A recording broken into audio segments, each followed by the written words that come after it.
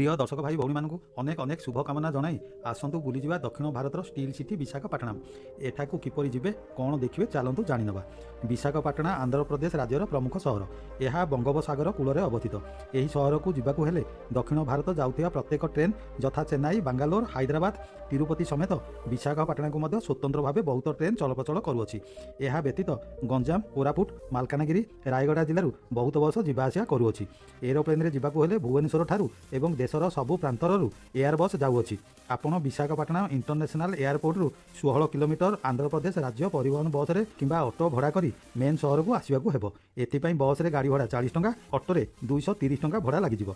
उक्त जगहटी 3टी नाम परिचित यथा भाईजैक, वाल्टियर एवं विशाखापाटना बोली कुहा जाइथाय। आपण रेलवे स्टेशन किंबा बस स्टॉप पाखरे रहिया बहुत होटेल पाइपारे। 700 टंका आरंभ कर 1600 टंका मध्य मन पसंदर रूम पाइबे। खाइबा साउथ इंडियन मिल्स 60 टंका आरंभ कर 150 टंका मध्य पाइपारे। यही अंचल में बहुत मनलोभा दृश्य थिबा स्थान देखा पाइबे। प्राय बहुत जगह को राज्य परिवहन बस जोगे गले भल होगा सहित कम खर्च लगे। एठारे 3 दिन रही सबु स्थान देखिबार मजा उठाई नेबे।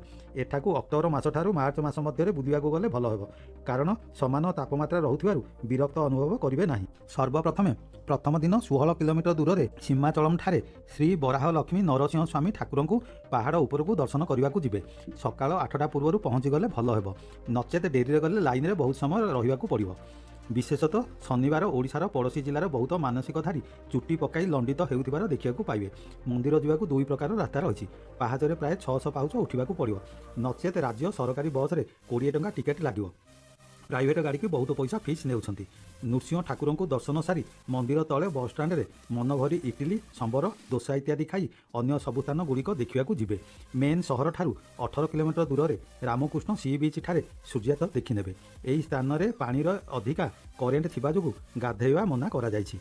ଏହା ପରେ ଭୁଡ଼ା ପାର୍କ। ଏହି ପାର୍କ 37 ଏକର ପରିମିତ ଜାଗାରେ ନିର୍ମିତ ହୋଇଛି। ପିଲାମାନଙ୍କ ପାଇଁ ବିଭିନ୍ନ ପ୍ରକାରର ଖେଳଣା, ଦୋଳି ସହିତ ବୋଟିଂ ସିଷ୍ଟମ ମଧ୍ୟ ରହିଛି। ଏହା ପରେ 23 କିଲୋମିଟର ଦୂରରେ ଇନ୍ଦିରା ଗାନ୍ଧୀ ଜୁଲୋଜିକାଲ ପାର୍କରେ ପିଲାମାନଙ୍କୁ ଜୀବଜନ୍ତୁ ଦେଖାଇ ଦେବେ।